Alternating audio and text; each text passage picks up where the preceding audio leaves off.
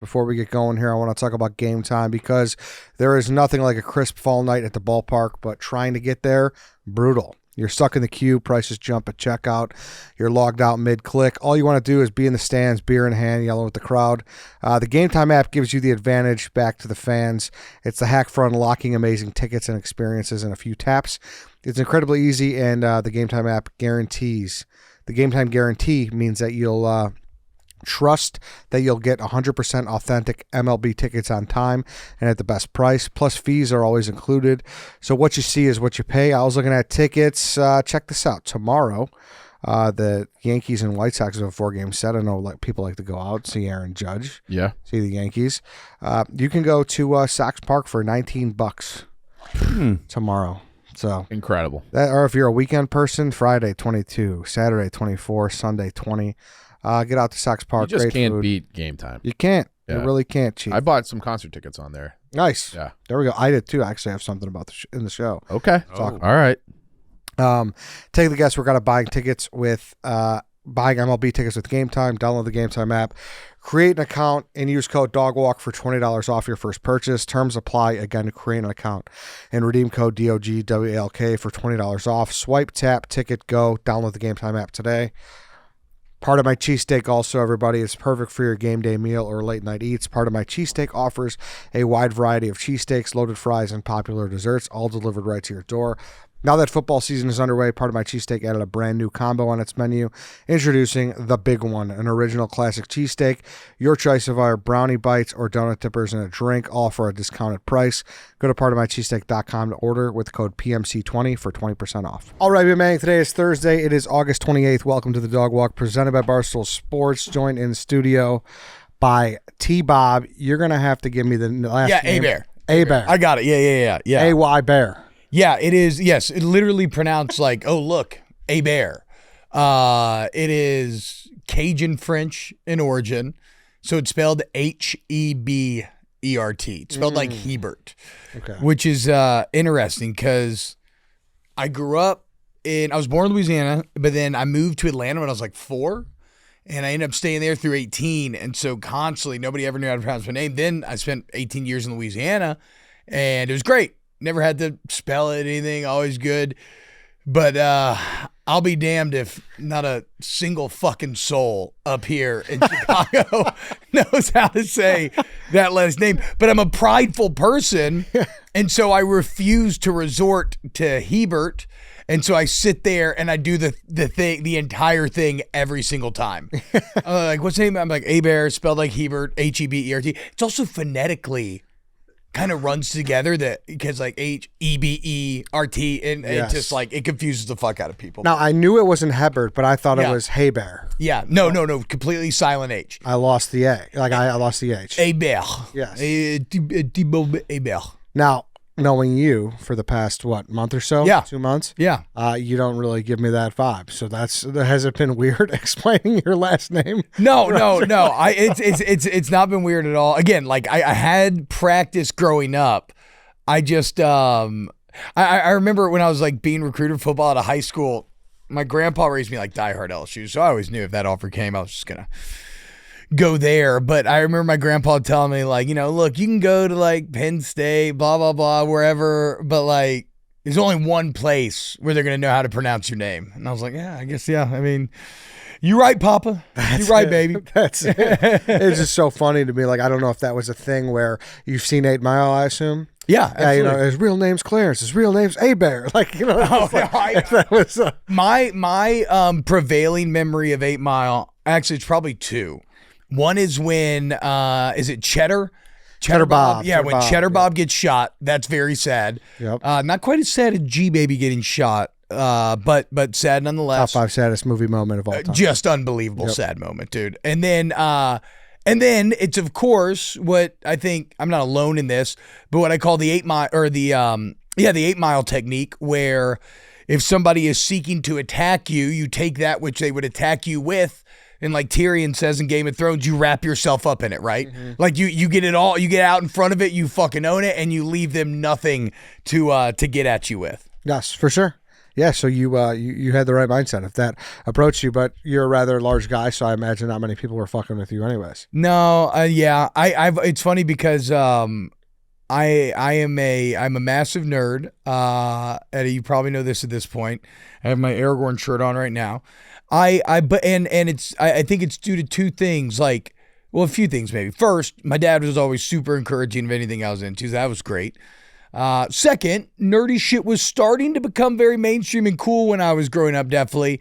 And then third, it was, I was very fortunate in that I was hard to bully, in that I was pretty much bigger than most other people.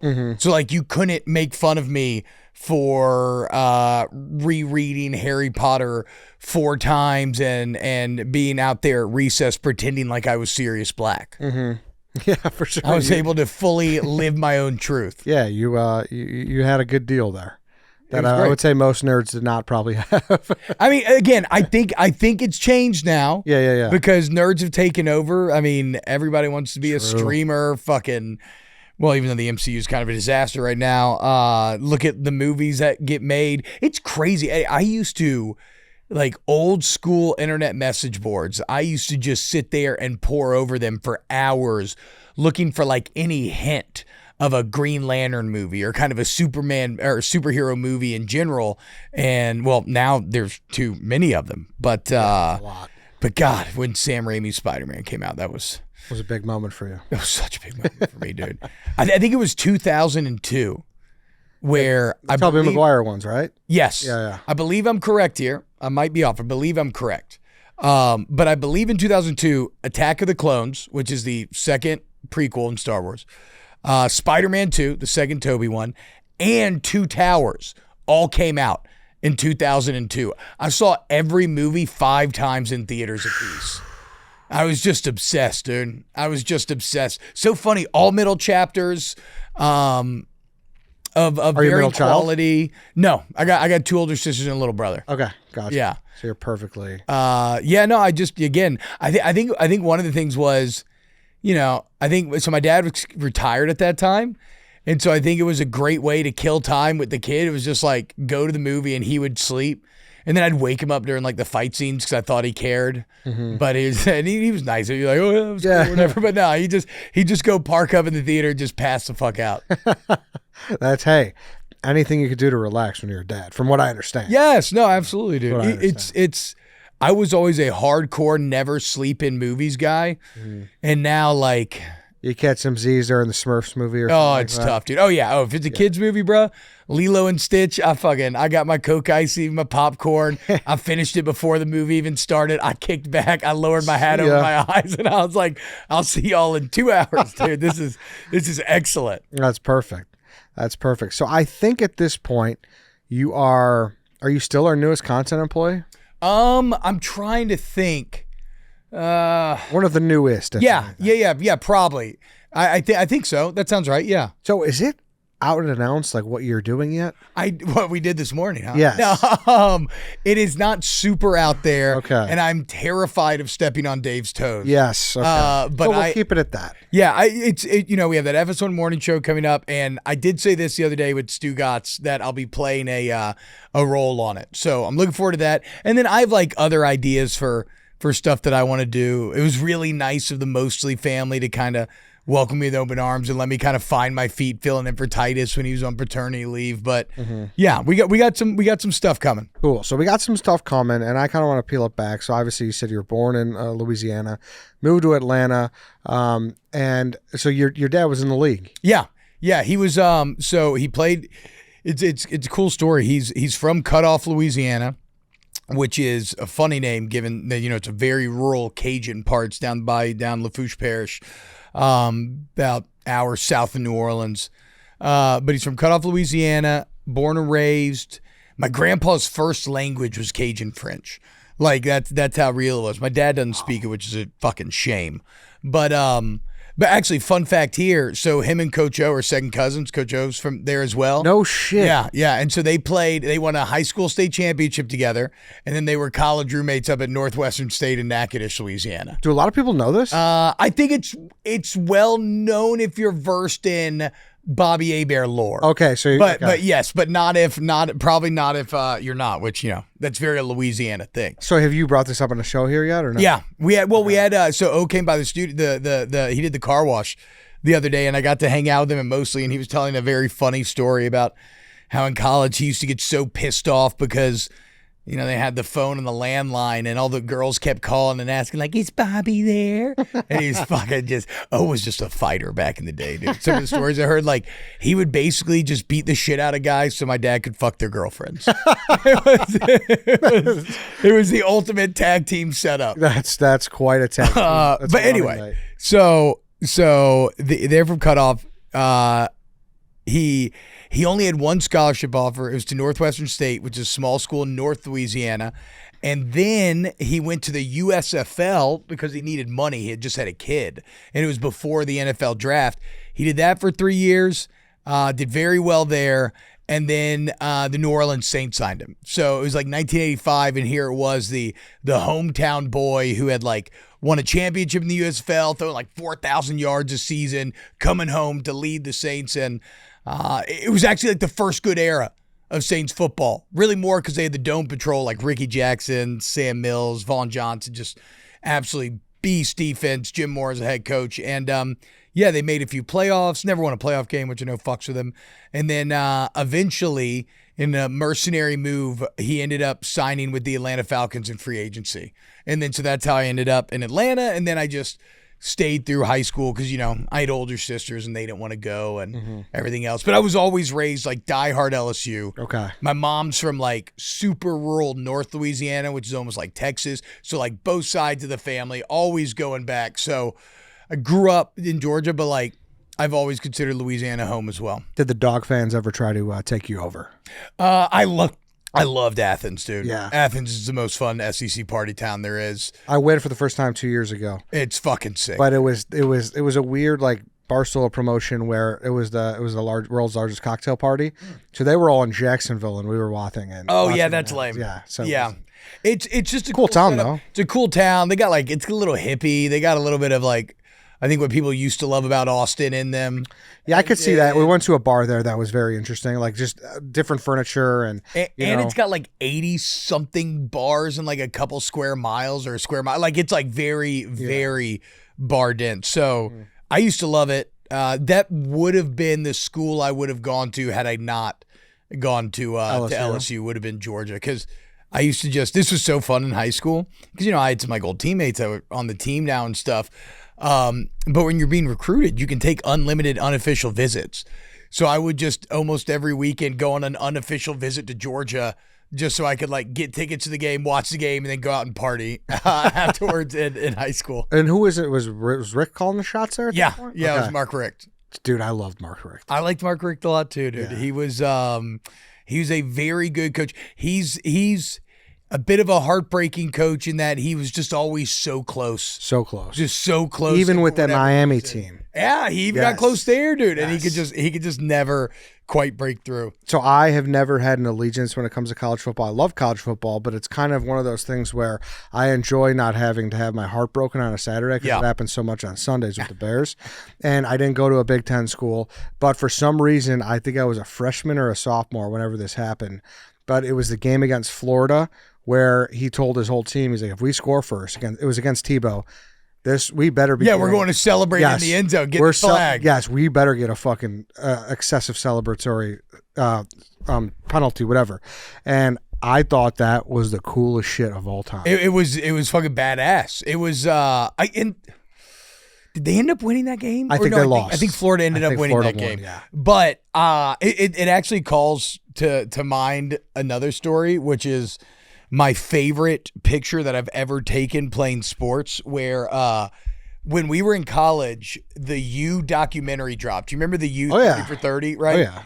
And these guys were so badass. And this one player was telling the story about like purposefully getting the celebration penalties, but like taking his helmet off because he wanted him to see him. And we were like, fuck, man, we're pussies, dude. Like we're sitting around watching. We're like, we got to get a celebration penalty. And so in the bowl game against A&M that year, Tyrann Mathieu had like an incredible badass pick six, and like 6 or 7 of us all ran out to the end zone, and we started doing like a photo shoot around him as he was hitting all these poses, and it created one of the best sports pictures that I've ever seen. And we got the flag. That's sick. That's exactly Hell what yeah. you intended to do. I love that. That's dude. I didn't know you played with Tyrann Mathieu.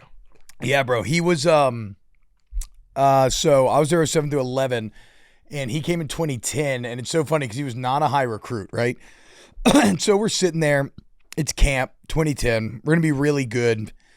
And at this point, I'm a salty vet, right? I'm a redshirt junior, so I've been here for a while. I'm kind of chilling in the meeting. We're watching film, and we're doing red zone, and this ball is thrown to the back of the end zone, and this tiny little fucker makes this incredible interception, right? Like completely lays his body out horizontally, somehow keeps his toes in bound. And I remember being like, holy fuck. I was like, who is that? I asked the coach, like, is that a walk-on? And they're like, no, it's Tyrann. Yeah. Sure enough, by the end of that year, the last game of that year was the A&M game. And he really came online as the year went on. And then in 2011, I mean, he was the X factor behind us going all the way to the Natty. He was the best football player I've ever shared a locker room with.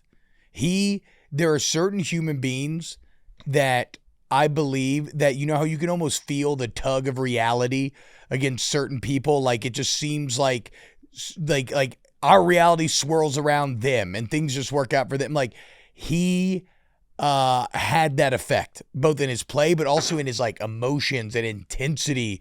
It was just unreal. I guess Tyrann went, the team went. That's Yes. kinda how it was. 1,000%. Yeah. So very insightful, Eddie. This is a crazy story. And I guess I should say it's alleged, but it's from a very good source. So there's this guy, Wes Neighbors, who I've gotten close with because his son Connor Neighbors played at LSU with me. Crazy thing about Connor is Wes, his father, was an All-American center for Bear Bryant back in the 60s. His older brother was a captain at Alabama for Nick Saban for special teams. Like his whole family are Alabama through and through, and Connor's crazy ass just went to LSU out of nowhere. But the point is I got very close with Wes. Wes is in the know. Wes said before our national championship game, where we lost 21-0, that Nick Saban hired a sports psychologist to study our team. And the takeaway was just that. The team goes as Tyrann goes. Wow. So if you cut off the head of the snake, the body will follow. And if you look at how they attacked him, they did not give him a chance to make a play. Like the only time they attacked him was against the sideline with a way taller receiver against him. And so they literally wanted to try to cut him down in our eyes. And I didn't even know that until Wes told me the story. And then I'm looking back, I'm like, that's fucking true. Like if you look at the end of that season, we had probably 3 or 4 games in a row, be it Arkansas, where he had a punt return for a touchdown. In the SEC championship, we didn't even have a first down in the first half.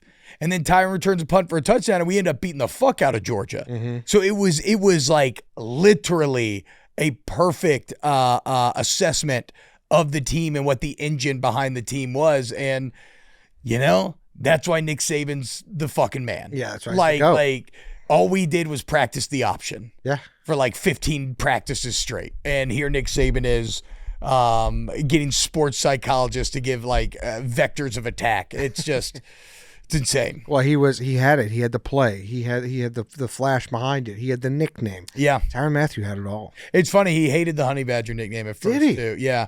But then he realized how marketable it was. I'm just pissed that NIL wasn't around because I know he ended up making a lot of money in the league, but that motherfucker should have been paid leaving college. That's one of those things. So you met him yesterday. We had, coming up tomorrow on the stretch, we have Tom Zabikowski. Yeah, dude. He's still fucking intimidating as fuck. Very, very much so. And we were talking about it. We're like, that would be a fun draft. We do these snake drafts, so we got to have you on soon. Like, who lost out the most from not having NIL during their era? Oh, bro. Tebow. Yeah. Tyrann. Brady Quinn, he had a run in Notre Dame. Speaking of that Zabikowski 06 team. Reggie Bush. Yeah, Bush for sure. Bush, Tebow, Tyrann jumped to mind immediately. Vince Young. Texas, Vince Young. Texas. Are you kidding me? Leaving Texas to a natty in the manner that he did? Yeah. Johnny Manziel, Johnny Football. Yeah. A ton of money. Yes. Ton of money. Obviously still did pretty well, I assume. But yeah, but those are like because you could name any Heisman winner, but those guys had an element of that like Linsanity just hype behind For sure. Like, listen, all respect to Marcus Mariota, fantastic college player, but he's not No, the guys we mentioned. no. He didn't miss out on that kind of money. No. Where, someone who has no interest at all in college football knows who they are. I'll say this, though. I'm glad that because, you get asked a lot like, oh, man, are you mad that you're going to pay whatever, blah, blah. I'm just glad that the guys are getting paid now. I'm not saying that it's perfect. I know there needs to probably be eventually some codification of like the portal, just the rules in general. But them being paid is a lesser evil than the labor not being paid for decades and being told there's just no money. Yeah. Which is so laughably untrue. There's just no money, and yet fucking rosters are now like a top level roster between the revenue share that the school has to do and boosters. You're looking at anywhere from $35 to $40 million a roster now. It's crazy. It's wild, but good for the boys, dude. For good sure. for them. Never thought we'd get here. I was anti for a long time. Yeah, I've been for it for a decade now, but you just remember as someone who didn't go to school for that, I was like, man, I'd fucking kill for my college to be paid for. I would, could you imagine that? Yes. Like everything that comes with it, but then you're like, once you get older and you realize the economics behind it, it's like, oh, wait a second. Yeah, they're creating all the revenue. Wait a creating second. the revenue. Yeah, I mean, I'll tell you the funniest part is just looking at how the parking lots have evolved, right? Like it used to be like Tacomas and maybe like a Mazda, little like maybe like an F-150, and now it's just all like fucking Range Rovers and fucking Escalade. Oh yeah, it's wild. Oh yeah, we had Kadick on a couple months ago, and just hearing what he got paid and what how did Kadick get paid? He was mid to low six. Yeah, which I think he said on the show. Right? Yeah. Oh yeah, like he said he had a number in mind, and when Signetti called him, he was like, "There's no way he's gonna," and he hit that exact number without him even telling Sig. So their minds were just synced. Yeah, bro. Fuck me. I mean, it's probably for the best. I don't think I could have handled that money. What about if it hit in two different direct deposits? That's what he said. Bruh. That's how it is. When I think about the stupid shit that I used to do, if you would have given me hundreds of thousands of dollars on top of it, when I think about how far I would make the bowl game per diem go at the strip club, I cannot fathom if I'd actually, like, I'll never make that money in my life. Yeah. Maybe here we'll have a chance. I don't know. Yeah. But like, I'll never make that money in my life. Good for Kadick, dude. That's fucking awesome. Really good money. Really good money. Portillo's. Did you know that Portillo's has a secret menu? It's brand new and only for Perks members. 2 exclusive items are waiting for you. The loaded chili cheese fries and the triple burger stacked high with 3 juicy patties and melty cheese. These new items are only available on the in-restaurant kiosk at all locations. Not available for online ordering. Signing up for Portillo's Perks is free, and members get surprise offers while unlocking exclusive menu items like these. Portillo's will be updating the secret menu often with new ideas and menu hacks. What would you like to see on the secret menu, Danny? Oh man, I want another like variation of Italian beef. It's already good enough, but like they had the beef. What was your favorite thing? The croissant. Oh yeah, the croissant. Yeah, that something like that. Let's keep putting new spins on beef. So Dave said like the beef burger. Yeah, You know how when you go to a Greek place and they have like it's like what do they call it, tzatziki fries with the beef on top? I want like beef jarred. I want everything about a beef on top of a bed of fries. No bun. And then you just eat it Just way. that? Yeah. Be done. Quick note, I took a fake wedding picture this weekend, and I was wearing my Portillo's Crocs, and they were the talk of the pic. Shout out Portillo's. Love it. Yeah. Join Portillo's Perks to unlock their new secret menu. Order chili cheese fries and triple burger exclusively, and the triple burger exclusively at kiosks only for Perks members. Sign up at portillos.com/perks. But that's sweet though, man. So when you initially, you've always stuck to your guns. You've always stayed true to LSU, even when you moved to Georgia. Yeah. When it came time to be recruited, was LSU like hot all over you, or how did that go? There was Ole Miss was first. Coach O was actually the head coach at Ole Miss. And I remember, Blindside, baby. yeah, and I remember going, I think I was a rising sophomore, and we had a football camp there, and this was back in like old school fucking crazy where he did not delegate, and it was just like, we're going to do the toughest shit imaginable, and it's going to make us better. And he'll be the first to tell you that he was not a good coach at Ole Miss, but he was always an unreal recruiter. And we went and did this camp, bro. It was, rising sophomore. We have no pads because it's just like a summer camp that anybody can sign up for.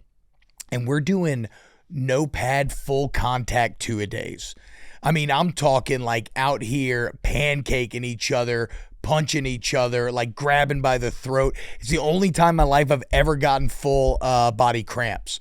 I was just cooked at the end of one day. But the point of this is that was like the first offer that ever came through was him doing that. And then maybe it was a junior day or a camp at LSU. It might have been a junior day, but I'll never forget. I went there because I had gotten letters from LSU and everything. And then Coach Miles called me in his office. My grandpa was with me. And again, my grandpa's diehard LSU, went there in the 50s, saw the Natty, went to class with Billy Cannon, all that shit.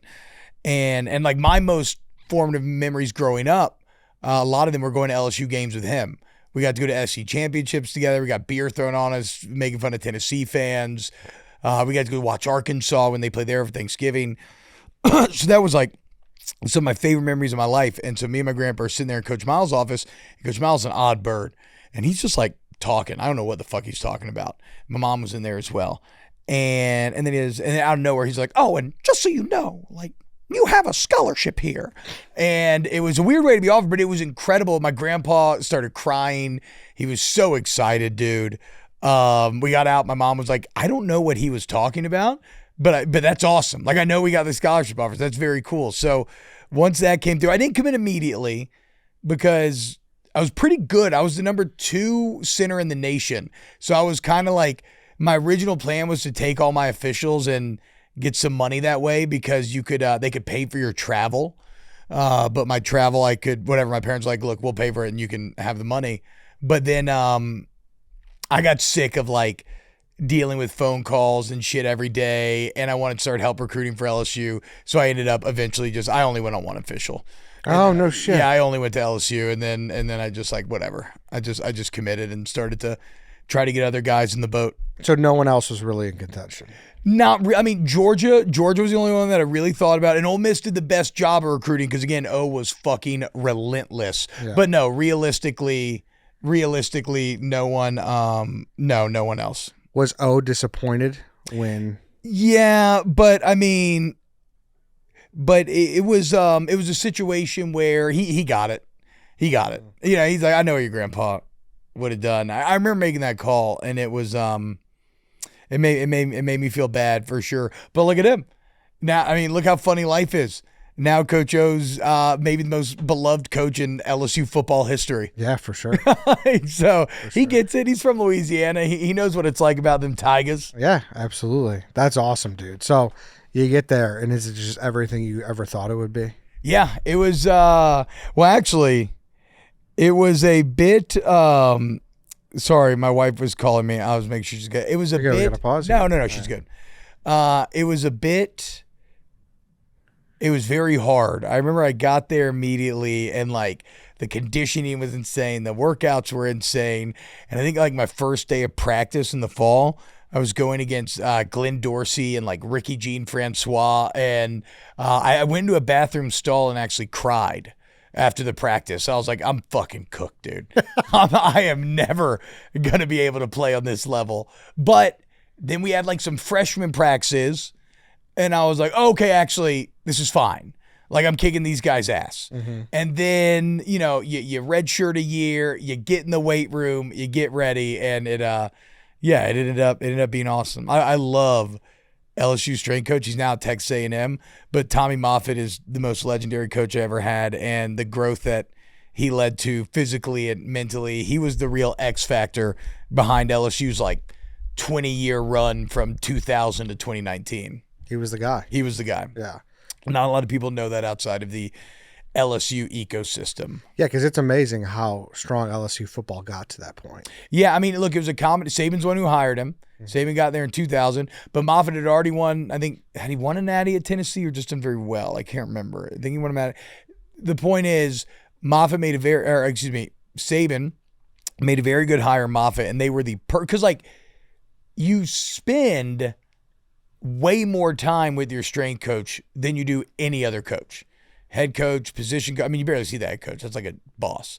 But like position coach, nothing. You're there every fucking day with your strength coach. And so I cannot stress how critical they are to a college football program. And Moffitt was just the X factor. Like, okay, Saban won a natty, Miles won a natty, O won a natty. Who was there for every single one? Tommy Moffitt. So shout out, coach. Even though now you coach for A&M, you little bitch. Yeah, I'm on the hot seat now. I give him shit all the time. We'll see, man. If I'll say this, I know one thing about A&M: they're not going to be pussies anymore. If with Moffitt in charge. There you go. That's a good investment. That makes me more excited for them. So then you go there, what, 5 years with a red shirt, or? Yeah, 5 years. Ended up starting red shirt sophomore year, getting in where I can fit in. Played, so I think by the end, I started like 29, 30 games, something like that. Played in like 40 something. It was fun, man. I saw what it was like at the top. We fell all the way back to the bottom. We worked way back. Like in 2007, we won the national championship with 2 losses, which was crazy because that never should have happened. We needed like Pittsburgh to beat WVU, and Pittsburgh was awful that year. And then McAfee missed the kicks and all that other shit happened. Otherwise, WU would have gone to the natty. But yeah, we thought we had blown it, losing to Arkansas last game of the season. But a couple things broke our way. We're flying on the plane back from the SEC championship. And first they announced that Oklahoma lost, and then they announced that West Virginia lost, and that entire plane started rocking. Wow. Actually, speaking of G-Baby and the boys, everybody started chanting, "We're going to the ship. Yeah. We're going to the ship." Awesome moment. That's sick. So then we beat the fuck out of Ohio State, win the natty. And then next year, Ryan Perlew is going to be our badass quarterback. I think he tried to use counterfeit money at the casino, which is wild. Wild. And he got kicked off the team. Jarrett Lee, who's my boy, gets thrust in as a freshman. And things just go poorly. Go 8-5. 3-5 in the SEC. And then the next year, we got to 9-3. But I wasn't playing that year. I ended up tearing my ACL like on punt coverage. And then, was it 9-3? Actually, I can't remember the freshman year. Anyway, so then sophomore year, starting. We finished that year, I think 9-4. The next year we go 11-2. We finish in the top 5. And then my senior year, we were 13-0 going into the natty. We had beaten 9 ranked teams. We had beaten every single team by double digits. We had beaten Alabama at Alabama, but we had to play them again in the natty. And unfortunately, with a month to prepare, the Saban versus Miles gap was just way too much. And we got our absolute dicks kicked in. They knew exactly what we were doing. Was that the game where there was like no scoring? 21-0. Yeah. No, 9-6. That game of the century, the regular season game was 9-6, okay. And that was fucking incredible. Yeah. I think until maybe last year, 2 years ago, it still might be the most watched college football game of all time. It was like over 20 million people. I know Ohio State, Michigan touched 20 million as well, but And that was the last game you ever played? The 21-0 natty was the last game I ever played. Mm-hmm. And then I did I tried to make it with the St. Louis Rams, got a UDFA deal, which I probably had the smallest signing bonus in NFL history. It was $500, so $308 after taxes. And I thought we were making money, even like over the summer and during camp, because I made it all the way to final cuts. And so, the rookies were a little excited. We might go to like Hooters, spend more money than we're used to, or go somewhere else, spend more money than we're used to, and then come to find out, no, we don't get paid again. You get like a camp per diem. So even though I had a great opportunity, got to play a ton in the preseason and fucked it up, like I'm probably one of the few people that lost money trying to make the NFL. Like I spent more than I ever got in revenue from the Shield trying to make it. I never make it in. Hey, It was a fun few months, though, dude. You're trying to make it though, man. It was a fun few months. I was in the best spot. Like I said, I made it all the way to the last cut day.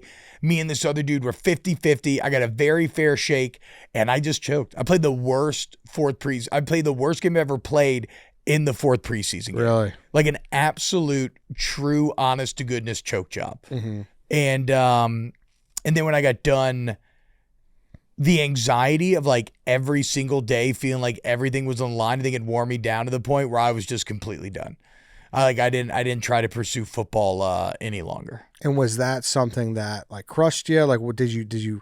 Obviously, you're the second center in high school your year. Like, were you always set like I'm going to be in the NFL? No, I was never set. I was never set that I'm going to be in the NFL. At the beginning of my senior year, I started to gain a lot of juice, and I started to believe. And then when I was in camp with the Rams, I did start to believe that I was going to make the practice squad. Like the older guys were all telling me I was fine because I was doing really well. But it's such a meritocratic league, like it really is. Like, and I just fucked up. Like they cannot have you fucking up in game like that. Mm-hmm. You know, it doesn't matter how well you practice or how well you played in the other games. If you when the stakes are the highest, if you're going to blow it, you're a liability. And so. Who was the coach at the time? Jeff Fisher. Okay. And which is funny because it gives you insight into the level of coaching in the NFL because that was by far the best coach I've ever played for. Really? Yeah, and he's kind of like a meme, like in NFL circles, and he was so smart and such a good football coach. Yeah. And I feel like I learned more football in those 4 months than I did almost in 5 years of college. I've heard some stories. Good things about Coach Fisher, for the record. I'm talking about other stories. The players really liked him. Yeah. The players really liked him, from what I've heard at least. Yeah, no, I think Coach Fisher, he's been on this show. Oh, hell yeah. He was awesome. He hopped on. We talked about fly fishing and shit like that. He's the man. Hell yeah. Jeff Fisher's the man. That was not about him. That was a reference to something else. But, okay, so then is it kind of like, well, now what? Yeah. All I've known is football. That's exactly what it was. I got cut, and my buddy I was engaged at the time. I've been dating my wife since high school. We're still together now. I got 3 kids. But at the time we had just gotten engaged, and I was kind of like, oh, fuck, dude. I need money. I need a job. I don't know. Like you said, I don't know anything but football. I didn't take school seriously. I ended up going in general studies just to like stay eligible because I was fucking around all the time. And I was like, okay, you know what though? I did a lot of media. Like I got to represent LSU at like SEC Media Day because I was just good like on a mic. Mm-hmm. And so I was like, okay, I know some people there. And I reached out to a guy, Derek Panamsky, at the local radio station about working there. And I got a job doing Monday and Thursday nights, like 5 to 7 maybe. And I was supposed to be selling ads as well to like actually make money. But I was way too lazy for sales. I would just smoke weed, play basketball at my friend's house, and call my boss and lie about going on all these sales calls and just be like, oh yeah, I'm out here in Gonzales, dude. I'm fucking trying, man. Just can't break through, blah, blah, blah, whatever. So I did that for a year. And then, because I'm a spoiled little bitch, I got an opportunity that I in no way deserved. When my dad stopped playing, he ended up, there's a very big radio station in New Orleans, WWL 870. You can actually get it in Chicago at night. It's fucking flamethrower. Really? Classic AM flamethrower. That's 38 awesome. States at night. But they had a legendary guy, Buddy Deliberto, great name, who is the radio guy. He passes. My dad's freshly retired. He'd been getting a radio in Atlanta. They bring him back to be the guy on 870. Fast forward a few years. He's the afternoon guy. Everybody loves him, blah, blah, blah. I get into this job, do it for a year. And then I was like, okay, I got to get out of sales. I got to try to get something full time. And they were launching like a small station that they wanted to do a morning show for. And I got they offered me it. And it was like a full-time job, or wouldn't have to sell or anything. And again, this is something that is so rare in the radio business and something that I absolutely did not deserve, but I jumped at. And so I try to be very cognizant of that opportunity because I'm very gracious for it because everything that it's led to. And I think when you're like really grateful for something, you want to really try to do your best to honor that opportunity. So that's all I've tried to do since. But like I have no, I would have never been set down this path if it hadn't been for nepotism and who my old man was. Yeah, but even you going through media days, like you knew you had a little something. Yeah, for sure. But you know how this gig is, dude. It's like it's so much about opportunity. For sure. There's a lot of good people who get sure. forced out of the business because they never get the break. Yeah. Nobody ever gives them the chance. And so to get that chance early on was just fucking massive. Mm-hmm. And so I did that morning show for a couple years. And then the 8 to midnight slot opened up on 870, the big stick. And so then I started doing 8 to midnight for a few years. And then I started doing a Baton Rouge morning show. And that ran all the way up into here. So today's sponsor is this new shaving company called House of Atlas. They gifted us one of their razors, and honestly, I'm kind of blown away. First off, the Atlas razor is a game changer when it comes to clogging. The U.S.-made stainless steel blades are spaced apart enough that it barely clogs compared to other razors I've tried. That means fewer stops to rinse, a smoother, faster shave, and less frustration while shaving. The blades are stabilized and don't bend under pressure. Each blade is reinforced with welded steel for a smooth shave with no irritation. And the coolest part is the precision trim edge that's revealed by flipping back the serum strip for straight edges and detailing. I mean, look at your beard right now. Oh, it looks nice, right? Yeah, great Thank edge. you very much.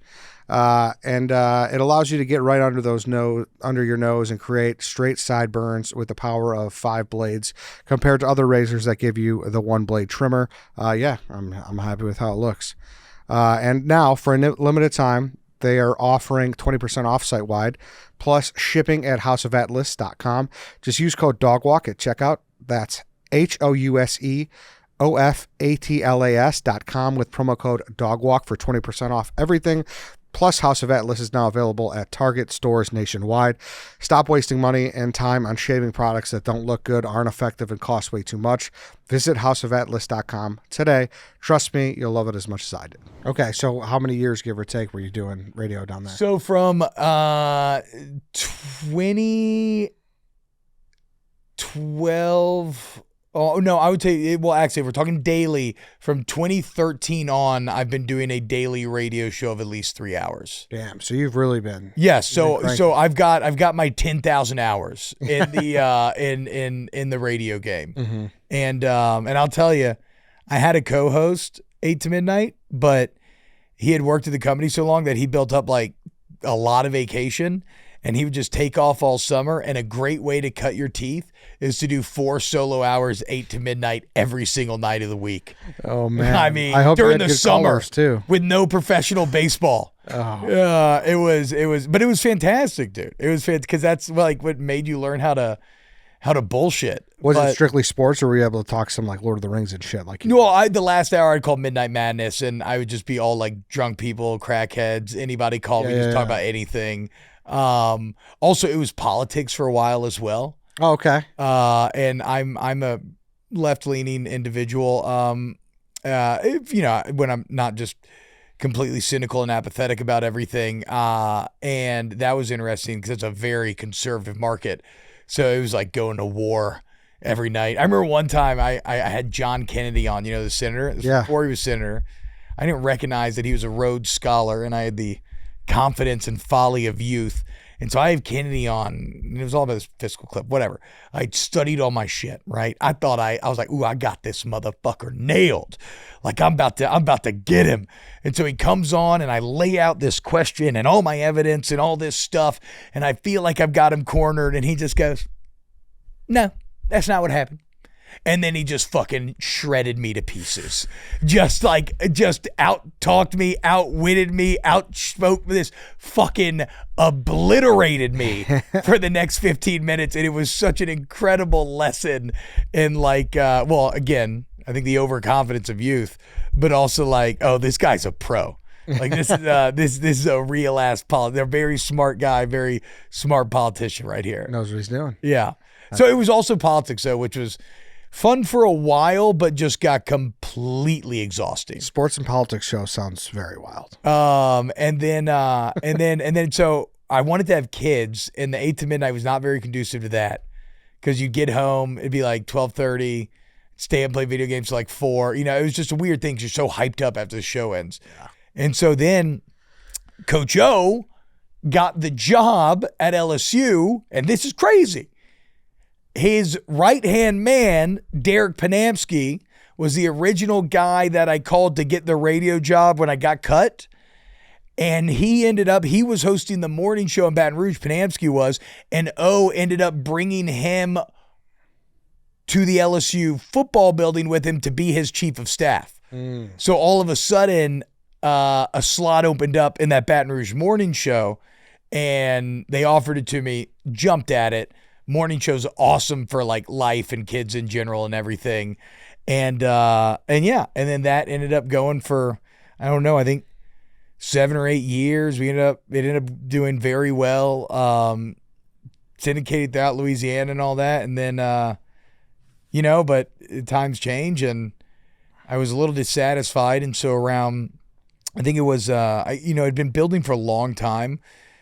Dissatisfaction? Yes, the dissatisfaction. Dissatisfaction. That was good. That was really good by me.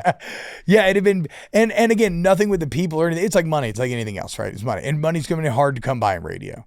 Yeah. And, but I got all these kids, and like inflation's beating everybody's fucking ass and whatever. So the point was, I asked to work for a raise, I think back in December or January, because my contract was up in February. And I told them, if I don't get one, I'm going to have to look around. They said no. I was very angry at the time. And I remember some minor annoyance before one of the morning shows made me finally text Dan and just basically pitch myself to Dan to try to come work here. And this was last year, you said? This was this January. Okay. Or maybe December, when I would have texted Dan for the first time. I'm not sure. And then the process started of like, okay, send me some stuff. You willing to move? I met with Dave for a second at the Super Bowl. And it was probably 3 or 4 months. And then like my agent talked to, the whole rigmarole or whatever.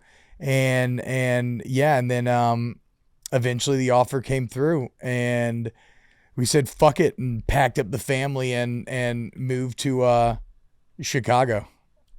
Big move. It's awesome. Yeah. Did you think at one point, though, that you were going to be doing that forever? Or did you? Oh, absolutely. Yeah. Oh, 1,000%. Thought, yeah. 1,000%. Mm-hmm. And I was content.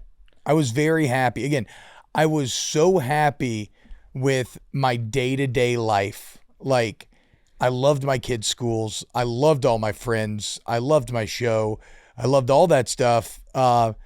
Financially, it was just becoming, it was just a bit, it was constrictive. And you have even though I'm a big fan and trying to be content and trying to really focus on that and fight against ego exists, right? And the idea of doing something on the Barstool stage is always very tantalizing.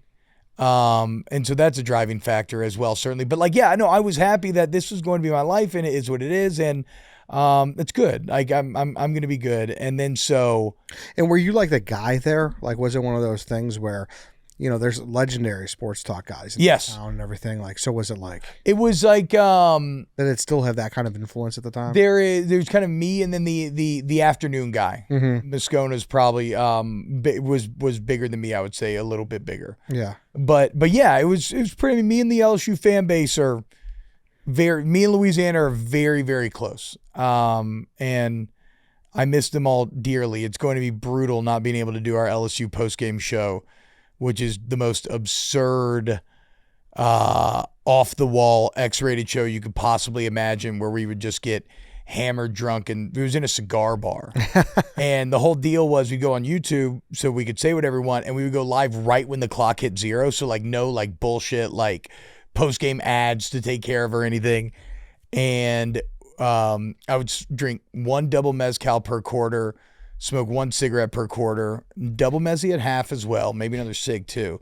And then by the end of the game, I'd be in my perfect drunk mode to just go the fuck off. Mm-hmm. So I'm going to miss that dearly. But anyway, that was a little side journey there.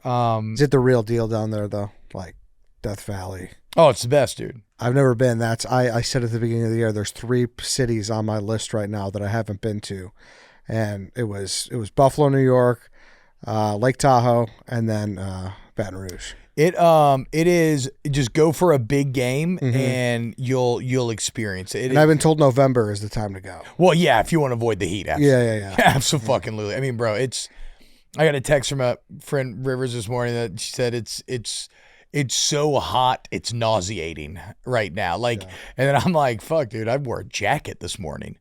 My kids asked me if it was Christmas when they stepped outside yesterday. I was like, no, not yet, guys. Not yet. So yeah, I've never lived in winter, so we about to learn. We gonna learn. You don't got a jacket or nothing. Nothing. I don't know what the fuck to do with my car. People talk about sump pumps in the basement. We can't even have basements in Louisiana because we're below sea level. I have to do something with like salt in some machine in the basement. I don't fucking know. I got a lot to learn. I think you're gonna thrive. I hope so. You just seem like a person who will just embrace the suck of the winter because it does suck. Yeah. But I think it being different and just kind of getting to know you a little bit here, I think you'll kind of relish the opportunity. It's funny you say embrace the suck because that's exactly what you have to do with the heat. Like you cannot bitch about it being hot. You just fucking lean into it. Like, oh, it's 101, humidity 110.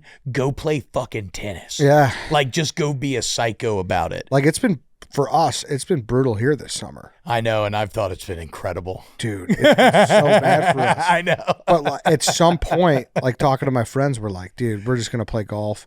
And everyone's like, normally we wouldn't play in this weather, but it's at some point you just got to get over it. Yes. Because it is what it is. You just got to lean in. It's like, I used to love when we would catch a school that maybe wasn't from a hot climate in like August or September, because they would come to bat. And I've seen even like I saw Auburn melt on the sidelines one time. Yeah. And they used to hot weather, but it's just different, bro. It's like the same way you can't go outside for months here. You actually like don't play outside during the summer. like my kids just did not want to do it. But see, that's what pisses me off is everyone uses that as a huge con for Chicago, and I get it. It does suck. The winter does blow, but nobody really uses that for a con for some of these warm weather cities. Yeah, exactly. You lose fucking 3 months too. You absolutely do. Yeah. And it's it's during when you want to be outside. I guess that's when like the pool becomes your friend and shit. But I'll tell you what though, dude. I know it's gonna come with a lot of bullshit. But my no snow having ass is kind of excited to do some snow stuff. I know it's going to be annoying. I know it's going to be terrible. But like yesterday, we have this great place in our neighborhood, and I'm all the way up there in Palatine. There's a great place in our neighborhood, and they call it the Pit. And we're like rolling down the hill, and I'm like, oh shit, like we can sled this thing coming up here later on. And I know this doesn't happen often. I've been disabused of this notion. But don't let the boy get a white Christmas. If I get a white Christmas, I can die a happy man. You will. It's something that I absolutely thought was out of my reach for the entirety of my life. Yeah, I think you're going to get one. Oh, my God. It'd be fucking dream come true shit. And our winters haven't been too bad in the recent years. Like last year was maybe worse than others, but I think you'll get one. I would love nothing more. You know what's crazy, dude? Last year in Baton Rouge, we had the largest snowfall in South Louisiana history. We got 8 inches in a single day, and my kids thought it was the greatest thing that had ever happened. Now, of course, it was pretty chill because like it was gone in like a day or two. But it was a nice little tease. Yeah, change of scenery. I'll tell you what, though, dude. I'm also looking forward to an autumnal crisp. And I'm starting to feel that now. Like this feels like fall to me. I don't know if this actually, I know people say false fall, whatever. This feels like fall. I cannot wait for the leaves to change. Oh. Yeah, we still got a little bit, but it's definitely starting to flip. Chicago makes no sense though. It's the common joke is like the weather changes every 10 minutes, and it really does. It's actually a bit like Louisiana in that way. Like I felt very at home with the random thunderstorms popping up. The other day, I had a literal like white squall roll through multiple trees and branches down in the neighborhood. We didn't have power for like 16 hours. I'm like, look, baby, I'm back. I'm back home. This is it. But no, it was. So coming here, though, because I want to say this because Like I said, I thought my life was going to be one thing, and then all of a sudden it's just completely flipped. And it's just been awesome, man. Like, I've had so much fun working with everybody up here. It's so collaborative and creative and encouraging. And I know for, the old heads that I'm still in a bit of the honeymoon phase, and any job's going to have things that annoy you. You kind of roll your eyes at. But for me, being fresh to it right now, and I've used this a lot, so I apologize to listeners who already heard it, but I once I stumbled upon it, I cannot get it out of my head. I grew up loving Harry Potter, like I said. I will never forget being a little kid in the library when this person did an excerpt of Harry Potter, the first I ever heard of it, and it ends with like, "You're a wizard, Harry." And then you read the books and he gets the letter to go to Hogwarts. And it was this fantasy of, oh my God, what if you got the letter that told you you're a wizard and you're going to a magic school? And I realized doing Kate until mostly a few weeks back, like, that's exactly what I've experienced. This thing that I pined over my entire life, all of a sudden, my entire life changes on a dime. I'm in a complete, and this is a fucking magic school. Yeah. Like, compared to everywhere else in this business, it's crazy. It is. It's the first place that I've ever worked where, like, money isn't at the forefront of every single conversation. It's like, what do you want to create? You want to do it? Okay, go for it. It's just, so I'm having, and it's competitive, and I like that, but I haven't found it to be terribly toxic. And I know there will be toxic interactions, and that's fine, whatever. But my God, I just feel very lucky and very excited right now. Good, man. I think that's obviously a great attitude to have. You're right. Like, things, it's impossible. I shouldn't say impossible, but I think it is hard not to be anywhere. And at some point, not to maybe get a little jaded. Absolutely. About some things. 1000%, bro. But I know I sound like the young greenhorn. For sure. And you're the old salty sea captain smoking cigarettes. Like, chill the fuck out. Yeah, but I know, and I think mostly everyone here knows how lucky we have it, for sure.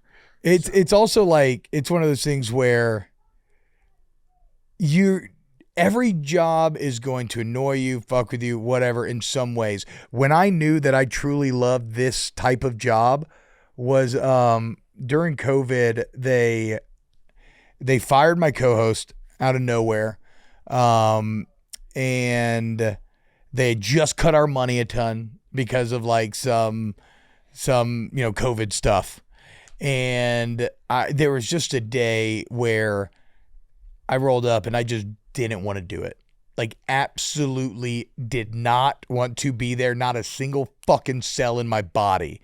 And I realized, like, oh, wait, this is actually the only time I've ever had this feeling. It's not to say that I was always super excited. It's not to say that you don't have days where you're like, oh, fuck, I don't want to do this. I'm talking like one day where I really was like, I don't want to be here. Mm-hmm. And I took a step back and was like, if that's one day in fucking a decade of doing this shit, then I think I probably have a job like that I'm as happy with as you can possibly be in a job. Yeah. That's a good way to put it, for sure. It's a very good way to put it. That's awesome, dude. So you think, Chicago, everything has kind of been exactly what you had hoped for then? Yeah. Yeah, man. It's a little, I feel bad. It's been a little trying on my wife and my family, which is something that I was very cognizant of. And even before, like, before I ever sent the original text to Dan to reach out, I me and my wife sat down. I was like, look, if I'm going to send this, like, we have to be willing to go. Because once this ball starts rolling, if an offer comes through and I say no, it's never coming again. Yeah, you start touching that brake a little bit. Yeah, like, no, yeah. like you got to, like, so we kind of made the choice to go for it before. And I got a 7, 5, and 2-year-old. And so the 5 and 2-year-old, they're chill, whatever. They're too young to really know too much. But like, my 7-year-old had friends. She had a social life. And now she's at a new school. And yesterday she's telling me, like, she had a bad day and she doesn't have any friends. She's alone at recess and stuff. And that fucking kills me. But I think she'll be stronger for it in the end. We're going to sign her for sports and Girl Scouts and all that. And she'll find friends. Yeah, she'll make it. But like, that's been the only tough part is, and then my wife, she had to leave all of her best friends behind. She's always been a badass working woman, runs her own business, wedding photographer. She's had to put all that on hold. Now has to decide if she wants to rebuild that or not from the ground up. And she just had to spend a summer stuck alone with 3 kids dealing with all this moving bullshit while I'm here, like, with a new built-in social life and like new friends doing fun and exciting things. So that's been that's been hard, but I'm very grateful to her. And actually, shout out the company. She got to come to the Cubs game when we had the company outing a couple weeks ago, and it was so fucking nice. Good. To get hammered with her and hang out with other adult human beings instead of us being yelled at by our kids constantly. Do you think eventually you want to get back down there? That is tough to say. Because honestly, like thinking through it, you guys could, if you guys wanted to at some point, you could start a nice little crew there with all the people that live here. That's true. You know what I mean? Yeah. It's funny. Even one of the guys hired to work on the new FS1 show, Danny, was my old video producer forever. Yeah. For years down on my show. But I don't know, man. I don't know. Right now, I'm so all in here, and I like one of the biggest pressures that I feel to make this job work and to try to, I got a 2-year deal, and to try to make that longer and longer is I don't want to have to move my kids again. Yeah, it's hard. Especially after they're going to make social lives, and then they'll be 9 when the next contract's up. My oldest will, and then my other one will be 7, and she will start to get it at that point. Mm-hmm. And she'll benefit school and have classmates and everything. So it's like, I don't even know if I want to move houses again, because if they get to be friends with school, like I don't want to make them do that again. So I don't know. I think for the foreseeable future, I'm in here for the long haul. I want to live here. I want my kids to grow up ice skating and going to Wrigley and maybe even going to some Bears games if they come out our way. But yeah, so for now, my head's just like fully all in on Chicago. Also, like, I love history. I love culture. This is the 3rd largest city in the country. It is the American Constantinople, where East meets the West. It's like, I come from New Orleans is the entire New Orleans metro area has 1 million people, and the entire state of Louisiana has 4. What does Chicago have? Like, if you do all Chicagoland, isn't it like 15, 18? Like, it's some absurd number. Yeah, it's crazy. I know, just like city limits is like 3 million. Yeah, that's so far beyond. Yeah, and like I ride the train in. And I feel like I'm in a movie. It's fucking awesome. You get off at like OTC, and it's just this beautiful concourse, the rush of the people into work after a long day. You go and you sit at the bar and kill about 10 minutes while you wait for your train, get a big tall boy to bring on the train back with you. Like, it is seriously romantic to me right now. And so, no, I have no desire to leave. that's awesome, dude. I love to hear that. I hope it stays like that for as long as possible. Fuck yeah, dude. That's sweet. Well, thanks for doing this, dude. I'm pumped to work with you. Keep an eye out whenever you can announce something about what's next. It'll be coming very soon. Very soon. We're on Dave time. They were on. Okay. I mean, right? I guess we always are. For sure. For sure. Building. Well, I think it's going to be cool, and I'm excited for you. Thank you, Eddie. You're the fucking man, dude. Thank you for having me. This was super fun. Awesome. Appreciate it, C. That's it, everyone. Thanks for listening. Thanks for watching. We'll be back on Tuesday. We will see you then.